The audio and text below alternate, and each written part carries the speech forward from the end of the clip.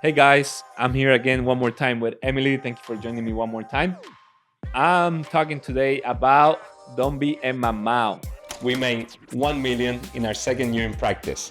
We're trying to help as many chiropractors and future chiropractors do the same to help as many people as possible.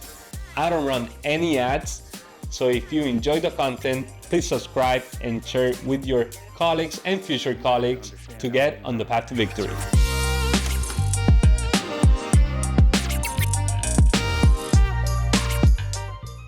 Mamau is a Puerto Rican slang, basically avoiding confrontation or lazy, laid back, someone that doesn't get things done, correct? Right.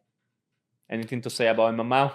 Oh, well, we've come across quite a few, and we're not talking about patients. We're talking about other doctors or staff.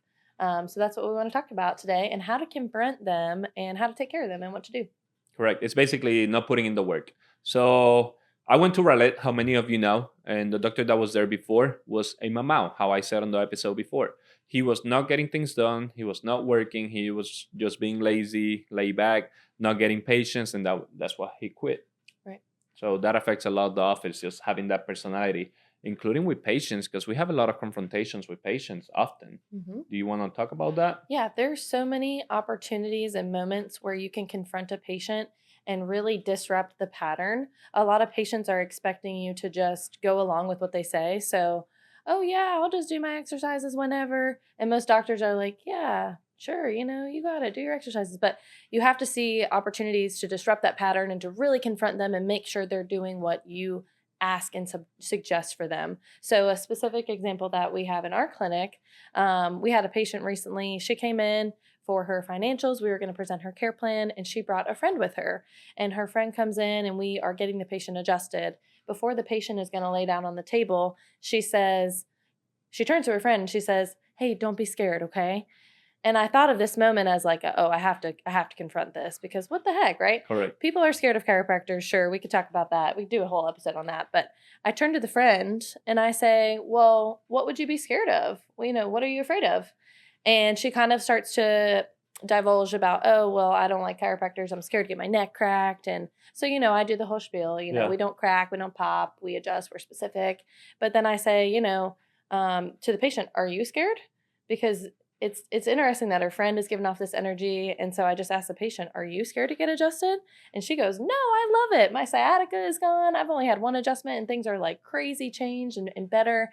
And so at the end of all this, we present the care plan, we present the financials, patient pays, she signs up, and then her friend ends up making a new patient appointment for her and her son.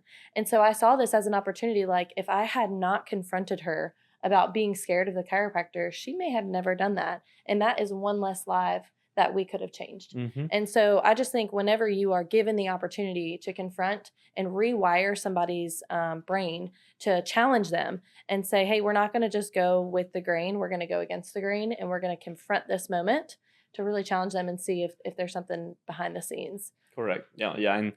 And again, this is sharing our mistakes and how we've learned from them because Right. it was hard for us to confront at first. We were being mamaus. But how we stopped that, one of the things is I was explaining to the staff in Raleigh that we have a cancellation fee and a late policy fee. Right. Correct. And the patient signs that. Why? Because if someone's appointment is at 10 and they show up at 10:30, we're seeing 5 people at 10:30. That means the 10:30 people that came on time, they're gonna leave the office late. Yes. And it was the 10 o'clock's fault. So if you don't call, if you don't let us know that you're running late, you're gonna get charged that fee. And I said that to them because people were there like 30 minutes late. And they were like, how are you gonna do that with your patients? I'm like, we see 150 patients a day to 200.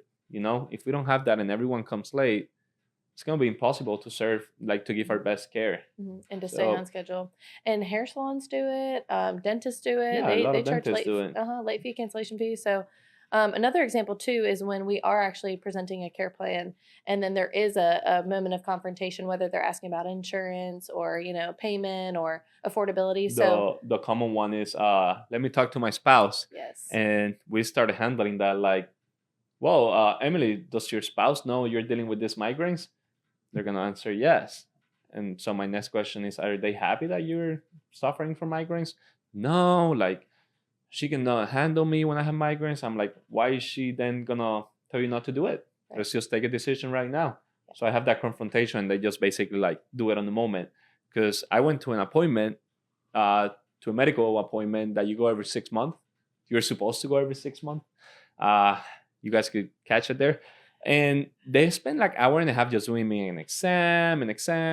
And all of a sudden, like the lady that was taking care of me said, my office manager is coming now and then I'll come back. So I knew already what was going to happen. She came and said, hey, so this is the plan to do your blah, blah, blah. It will be this amount of money. And I'm like, well, I need to talk to my wife. And they're like, okay, well, let's schedule you. And that way you can talk to your wife. At this point, Emily still doesn't know what happened. At this point, Emily doesn't know how much they were charging me or what was the curb pen or anything, because I never talked to Emily. And they never reach out back. So they avoided that confrontation. They didn't call me the next day or 48 hours later, like, hey, what do you guys decide? Right. You know, my appointment came, I didn't show up, and they didn't even call me or anything. So that's what happened if you don't have that confrontation with your client or with your patient at first. And we were doing that I need to talk to my spouse, okay, and they never came back. It's basically like a no. So now we're handling those confrontations way better. Yes, a good way to combat that we didn't know at first, because they would say, oh, I'm going to take it home to my wife or take it home to my husband to talk about it. And then we follow up now with, okay, I'm going to reach out to you tomorrow by 6 p.m. Is that okay? Will that give you enough time to make a decision? Correct. And so then the ball's kind of in their court, like, oh, I didn't know they were actually going to reach back out. They're going to confront this. And so another example of this too, because there's moments to confront doctors. There's also moments to confront your staff. A lot of moments. Yeah. And so a lot of times staff will do crazy things. In recent years, we had issues with staff being on their cell phones, whether they're, looking at their daycare for their kids. They want to make sure that, they're able to get in contact or in reach just in case. And so we had to confront this pretty much right away because we didn't want to have similar issues. So what's some things that we do when we confront staff, whether it's phones or doing something they shouldn't do? Yes, absolutely. And the cell phone is an easy one because they sign a policy and it's like, hey, like you told me you were not going to be on the phone. What are you doing? Is it an emergency? No. So why are you on the phone? Yeah. And if we need to write them, we'll write them. But a big one is, when you have a lot of females together, most of the time it's going to be drama. So on the past we had like someone complaining about someone else and creating drama. So we had to sit them down at the same time and say, hey, what's going on? Like you're saying this about her, you're saying this about her. Figure it out right now. And if they cannot figure it out, we'll let them go. So we had that confrontation a lot and it went pretty well.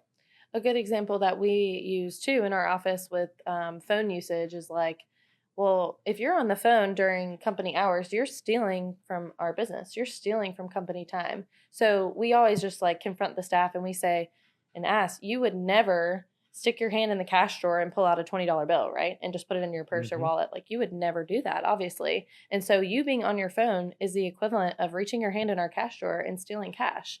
Because when you're on company time, you're getting paid not to sit on your phone, but you're getting paid to work or clean or train or do something active. There's always something to do, right? So that's one way that we use to confront as well. Yeah, that's it. That's a good point. And so, that's all we have for this episode. We're sharing our wins, our losses when it comes to confrontation, and just don't be in my mouth. If you have any question, just reach out.